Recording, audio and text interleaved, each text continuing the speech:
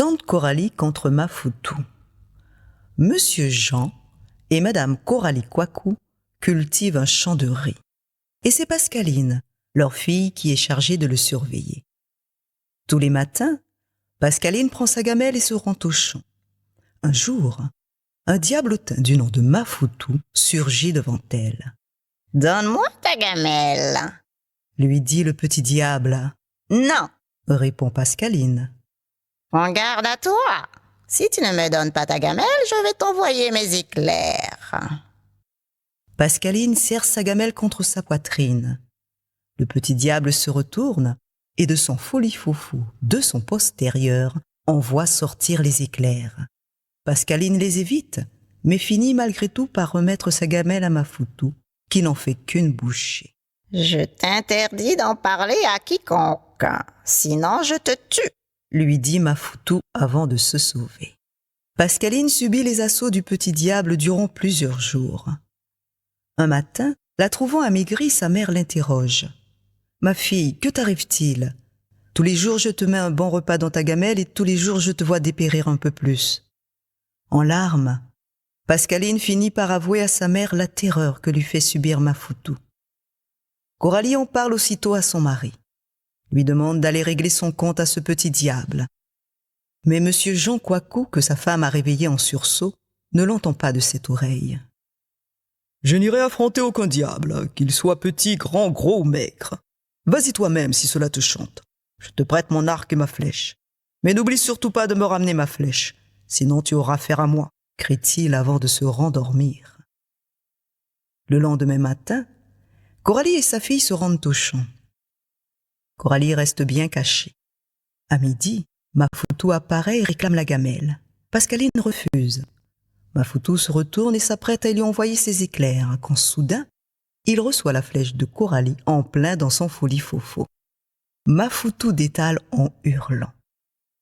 Coralie ne doit surtout pas le laisser s'échapper. Elle remet un talisman à sa fille et lui dit « Attends-moi ici.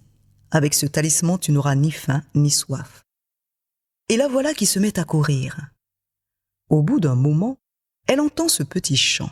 « Aïe, tante Coralie, côté calé. Tante Coralie, où cours-tu ainsi? Regarde, tu as failli m'arracher la peau du dos. Pardonne-moi, prince crapaud, mais je cherche Mafoutou, le petit diablotin. L'aurais-tu vu? Oui, je l'ai vu. Il a pris ce chemin.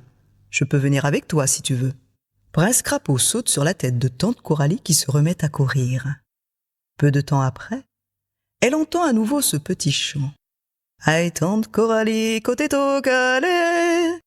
Tante Coralie, où cours-tu ainsi? Regarde, tu as failli me rompre la queue. Pardonne-moi, Didi Lézard la gratiche, mais je cherche Mafoutou, le petit diablotin. L'aurais-tu vu? Oui, il s'est dirigé de ce côté. Je peux t'accompagner si tu veux. » Didi Lézard la gratiche saute sur le dos de tante Coralie qui recommence à courir. Au bout d'un moment, elle entend ce petit chant. « Aïe, tante Coralie, côté calé. Tante Coralie, où cours-tu ainsi? Regarde, tu as failli écraser mes œufs. Pardonne-moi, Tizozo Arada, mais je cherche Mafoutou, le petit diablotin. L'aurais-tu vu? Oui, je l'ai vu. Il est parti par là-bas.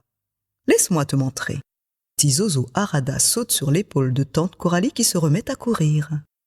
Finalement, ils arrivent devant l'entrée d'une grotte. Le petit diable est allongé par terre. Autour de lui, des milliers de serpents pleurent sa mort. Une fois que tante Coralie est à l'abri, Tizozo Arada rentre dans la grotte et chante à tue-tête. Les serpents se dispersent aussitôt. Postés à l'entrée de la grotte, Didi Lézard la gratiche les assomme d'un grand coup de queue sur la tête. Pour finir, prince Crapaud leur verse quelques gouttes de sang les empoisonnées dans les yeux. Complètement déboussolés et aveuglés, les serpents s'enfuient dans la forêt. Tante Coralie peut alors récupérer la flèche de son mari. Cric! Crac! Sur le chemin du retour, tante Coralie raccompagne chacun de ses amis, puis retrouve sa fille Pascaline au champ. Il se fait tard. De retour à la maison, son mari les accueille avec fracas. Coralie n'a pas le temps d'ouvrir la bouche que son mari Jean Coicou lui arrache la flèche des mains. Il se blesse avec la pointe. Celle-ci, couverte du sang empoisonné de Mafoutou, le foudroie sur le champ. Patacrac, sans os, par les moustaches de Compère Tortue, c'est ainsi que s'achève cette histoire.